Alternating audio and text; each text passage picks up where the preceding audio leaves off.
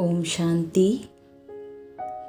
सारा संसार जिसे कामधेनु, आदि शक्ति, सरस्वती और अन्य अनगिनत नामों से पुकारता है और एक झलक पाने के लिए वर्षों तप, जप, भक्ति और आराधना करता है, कितनी आश्चर्यचकित और आनंदित करने वाली बात है कि वही सरस्वती माँ साक्षात रूप में इस धरती पर आईं। अपने कमल हस्तों से हजारों वत्सों को थपथपाया, दृष्टि द्वारा स्नेह और योग के प्रकंपन दिए, ज्ञान युक्त मधुर बोल से उनके आत्मा को सींचा, शिशुवत पाला पोषा और सर्व शक्तियों के गुण देकर आध्यात्मिक कर्म क्षेत्र में सफल होना सिखाया। उस हंसवाहिनी विद्यादायिनी के सत्य किंतु विचित्र जीवन वृतांत हम आपको आज सुनाने जा रहे हैं। सृष्टि रंगमंच के सर्वोच्च पाठधारी परमात्मा शिव और प्रजापिता ब्रह्मा के बाद जगदम्बा सरस्वती का पाठ अनेक तरीकों से सर्व महान है। तो आइए इस वीडियो में हम आज जानेंगे मम्मा को और गहराई से। प्रजापिता ब्रह्मा के पश्चात जगदम्बा सरस्वती का स्थान तो अपनी रीति से सर्व महान है। यज्ञ की स्थापना में उनकी शिरोमणि पवित्रता, घोर तपस्या, अटूट निश्चय, इनकी जितनी महिमा की जाए उतनी ही कम है। जिन्होंने उनके मुखमंडल को देखा है उनसे पूछिए कि वे कुदरत की क्या कमाल थी। उनको देखकर तो महान अज्ञानी भी जाग उठते थे। सरस्वती नाम पढ़ने से पहले उनका नाम राधे था। जब ओम मंडली नाम से ज्ञान यज्ञ का प्रारंभ हुआ तो वहाँ वे ओम की ध्वनि किया करती।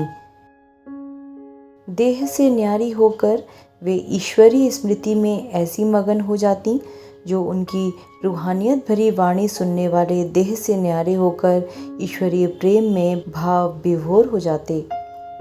उनमें से कुछ एक को दिव्य दृष्टि प्राप्त होती और वे श्री कृष्ण का साक्षात्कार भी करते थे। तब लोगों ने उन्हें राधे के बजाय ओम राधे का नाम दिया। उन दिनों जब कभी ब्रह्मा बाबा दूसरे नगर में चले जाते तो वहाँ से वे ज्ञान का पत्र लिखकर ओम राधे के पास भेजते थे। तब वे उन पत्रों को ही पढ़कर ज्ञान सुनाया करती थीं। उनकी वे विस्तृत व्याख्या करती थीं। सुनने वालों को ऐसा लगता था कि वे ज्ञान की लोरी दे रही हैं अथवा ज्ञान गीत सुना रही हैं, और वे उन्हें माता शब्द से संबोधित करने लगे या मम्मा कहने लगे। ज्ञान यज्ञ में ब्रह्मा कुमारों और कुमारियों ने विकारों की आहुतियाँ डाली थीं और यथाशक्ति अपना तन मन धन दिया था। उससे ही यज्ञ चलता रहा और उससे अन्य ब्रह्म कुमारियाँ और कुमार प्रकट होते रहे और नए ब्रह्मवत्स भी अपनी आहुतियाँ डालते रहे। तन और धन की आहुति डालना तो फिर भी सहज होता, परंतु मन की आहुति डालना अधिक कठिन होता है क्योंकि मन चंचल है। सरस्वती जी ने अपनी मन की पूर्ण आहुति दी। उन्होंने अपना सर्वस्व प्रभु अर्पण किया। मन और बुद्धि पूर्णतः परमात्मा को समर्पित कर दी। इन दोनों की बलि के कारण वे काली कहलाईं। इस पुरुषार्थ में वे ब्रह्मावत्सों में से अद्वितीय और अग्रगण थीं। इसके फलस्वरूप उन्होंने अपने परिपक्व अनुभवों के द्वारा सभी यज्ञवत्सों को मातृत्व ज्ञान की पालना दी। इसलिए वे यज्ञ माता कहलाईं। सभी नर नारियों के प्रति उनके हृदय में वात्सल्य भरा था, इसीलिए उन्हें जगदम्बा कहा गया, वरना स्थूल रूप में कोई भी सारे जगदम्ब की अम्बा नहीं होती।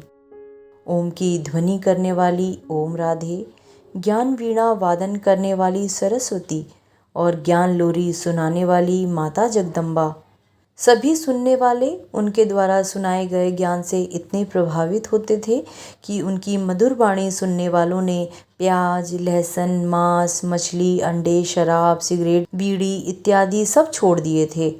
इससे तब सिंध में काफ़ी हलचल हुई थी।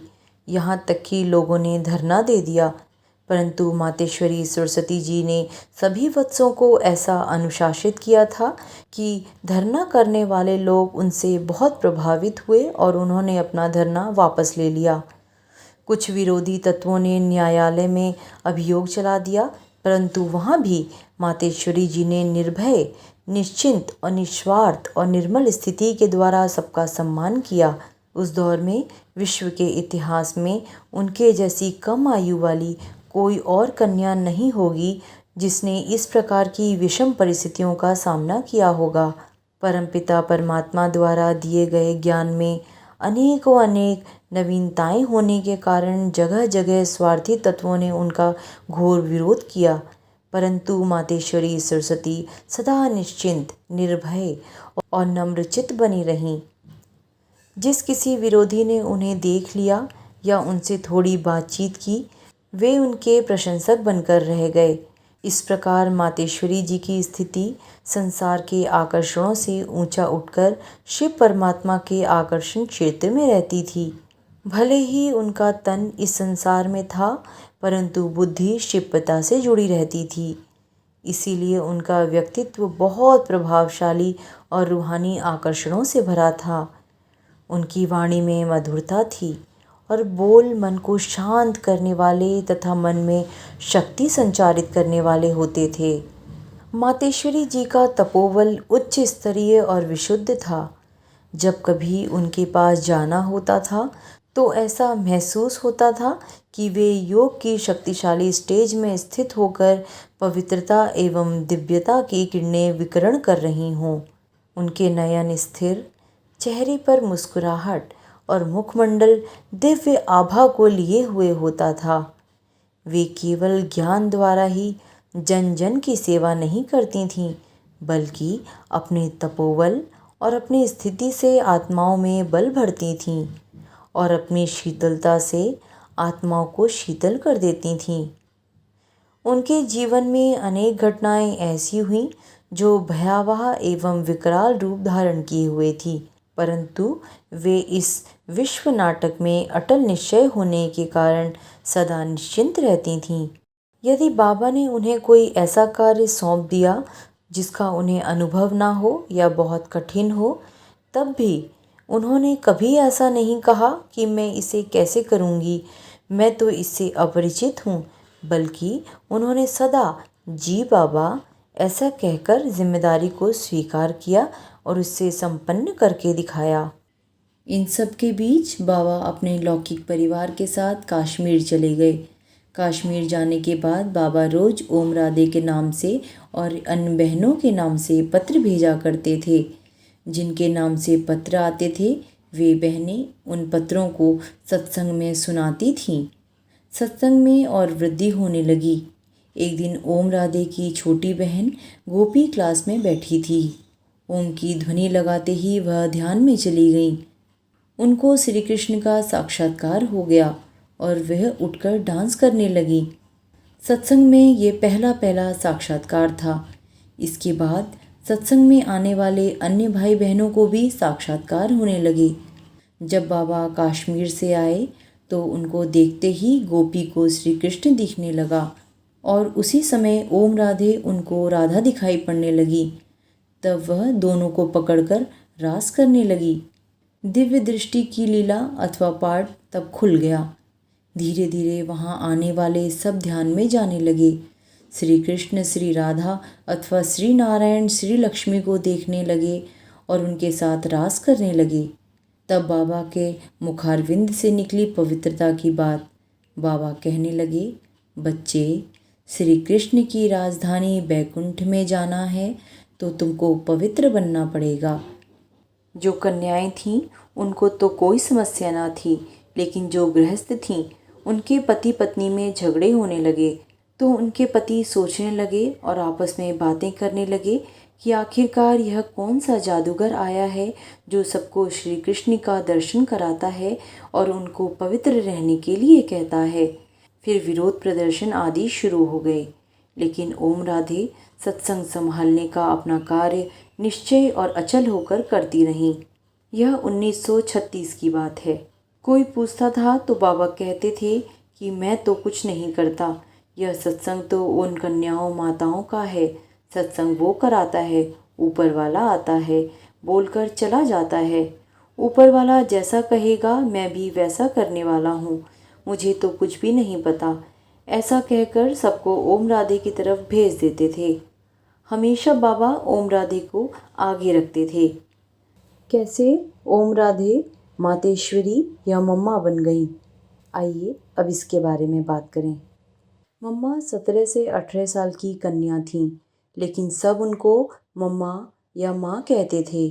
बाबा भी कभी मम्मा कहते थे, कभी बेटी कहते थे, कभी मम्मा बेटी दोनों कहते थे।